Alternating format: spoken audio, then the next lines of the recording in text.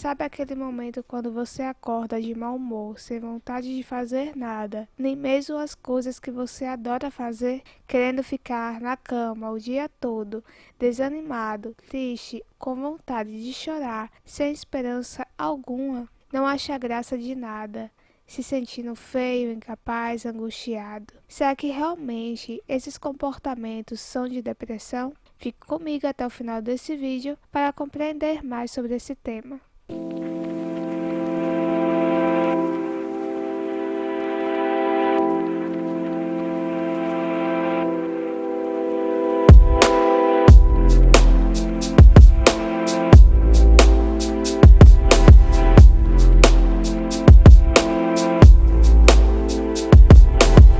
Segundo o Manual de Diagnóstico, Estatística e Transtornos Mentais, DSM, é um instrumento que lista diferentes categorias de transtornos mentais e critérios para diagnosticá-los. É utilizado por profissionais da área da saúde mental. De acordo com esse manual, o indivíduo que apresenta os sintomas ao qual citei, segundo o DSM-5, se ele durar mais de 2 semanas, pode ser diagnosticado com depressão. O manual diagnóstico é simplesmente uma forma e um instrumento que lista diferentes categorias de transtornos mentais e critérios para diagnosticá-los, utilizado pelos profissionais de saúde. Mas o que diferencia tristeza de depressão ou angústia de depressão? O que distingue, na realidade, é a frequência e a magnitude dos comportamentos em relação ao seu repertório total. Para a análise do comportamento, a depressão está relacionada a uma redução generalizada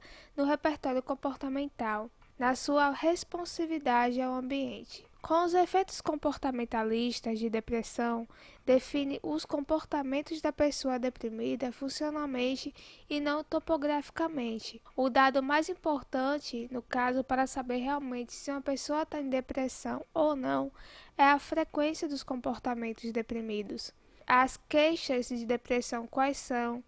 E é extremamente relevante tanto para o diagnóstico quanto para a intervenção, que não é encontrado como uma fórmula mágica, mas sim é um processo terapêutico que inclui longas entrevistas com objetivos bem definidos e depende do tipo de contingência que o cliente está trazendo para o psicólogo, para ter um quadro diferente de cada indivíduo. Afinal de contas, cada um tem uma história de vida diferente, cada um tem uma ontogênese diferente, vem de cultura diferente e possui também uma filogenética de uma certa forma diferenciada, porque cada organismo é único. A função do comportamento em questão pode ser diferente para cada pessoa, com os mesmos diagnósticos, mas os comportamentos deprimidos e os tipos de contingências e estímulos que desencadearam a depressão é diferente de uma pessoa para outra, pois cada organismo possui uma história específica em 3 níveis de seleção, que é exposta em inúmeras possíveis combinações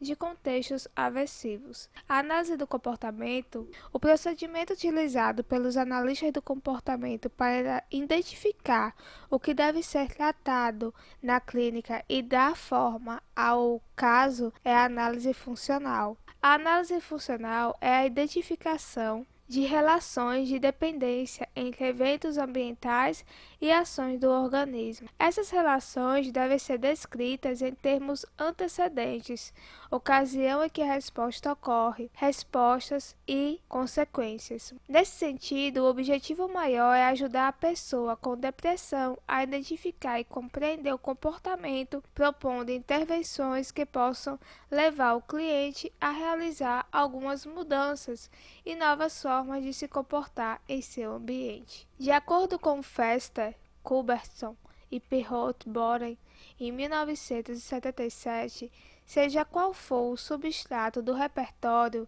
de uma pessoa deprimida, sempre é preciso saber qual é a relação funcional entre o comportamento e o ambiente, que modela e que mantém a depressão. O comportamento é, com frequência, uma função de muitas variáveis. Portanto, comer, por exemplo, é evidentemente reforçado pelo gosto e pela ingestão da comida, mas também é uma função e acontece em presença, controle pelo estímulo de outras condições, como, por exemplo, de atividades sociais, que são denominadas suporte colateral. Às vezes, a frequência reduzida do comportamento não significa que o comportamento não seja mais reforçado, mas quer dizer que as condições colaterais que ocasionam o comportamento não são mais eficazes. Mas, para a neurobiologia, os circuitos neurais que envolvem a depressão possuem uma visão morfofuncional, ou seja, existem diferentes regiões encefálicas que modelam a diversidade dos sintomas da depressão. Os estudos de neuroimagem demonstram que a depressão possui alterações no fluxo sanguíneo e do metabolismo da glicose e das dimensões relativas de certas estruturas cerebrais. As três regiões cerebrais, como o córtex pré-frontal, mais frequentemente implicado na fisiopatologia da depressão, o córtex pré-frontal ventromedial, o orbital lateral e o dorso lateral. O primeiro que se encontra com um fluxo sanguíneo aumentado nos deprimidos e com a redução da substância cinzenta, ao qual está relacionado com a dor física, a ansiedade. O orbital lateral, que normalmente suprime ou modula as respostas emocionais, tem atividade aumentada na depressão. O córtex pré-frontal dorso lateral apresenta diminuição da atividade metabólica e da substância cinzenta. Essa região participa em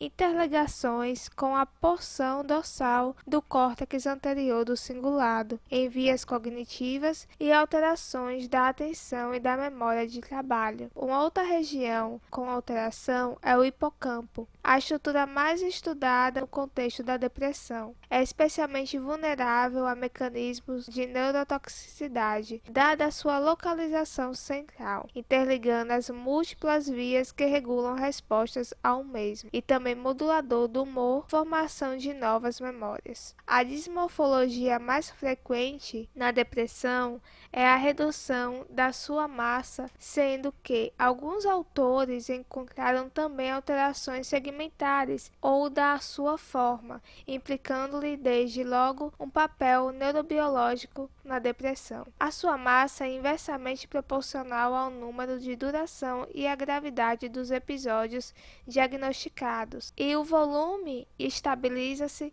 após a remissão e aumenta após o tratamento. Uma outra parte também que envolve a questão do córtex com a depressão é a amígdala. Há evidências da atividade e tamanho aumentado, que, dado ao seu papel de imprimir um valor emocional positivo ou negativo, tem um vídeo que vai estar aqui no card, onde eu explico sobre a questão da amígdala. Do córtex anterior cingulado, que essa região monitoriza os comportamentos com base em preconcepções de relação emocional. Quanto menor a atividade da sua porção dorsal, que faz parte das vias cognitivas, como antes mencionado, maior a gravidade da depressão. Já a sua porção ventral está implicada na desregulação da motivação e da resposta autônoma simpática. É também algumas vezes reportadas uma redução do metabolismo do córtex insular. A alta região do hipotálamo pode também ser adivinhado e, de fato, tem sido extensamente implicado na questão da depressão, certos poliformismos do gene clock em deprimidos, em interação com a atividade circadiana do núcleo supraquiasmático, podem predispor à insônia. Alterações no eixo hipotálamo-hipófise e suprarrenal, ao qual vai estar um vídeo linkado também aqui no card, ao qual falo sobre isso, considerado a via final comum para a expressão da maioria dos sintomas de depressão maior, como o distúrbio do sono. Na estimulação cerebral profunda, quando aplicada no estriato ventral, provoca também melhorias clínicas. Este núcleo da base é importante para os mecanismos neurobiológicos da recompensa. Na estimulação neuroendócrina e imunológica do humor, referente à questão do estresse em relação ao indivíduo e seu ambiente, a resposta fundamental ao estresse é a liberação de corticotrofina e no sistema de noradrenalina. Com as respectivas extensões periféricas, o eixo hipotálamo-hipófise suprarrenal e a divisão simpática do sistema nervoso autônomo, esses dois sistemas influenciam também contrarregulados pelo hipocampo e pela amígdala estimuladora, são estes últimos que detectam e integram a informação de estresse e podem originar as respostas de adaptação. O estresse psicológico causado pela liberação das substâncias e pela questão da interação do indivíduo com o seu ambiente, que ocorre a interpretação da amígdala como algo ruim e a liberação de substâncias neuroquímicas,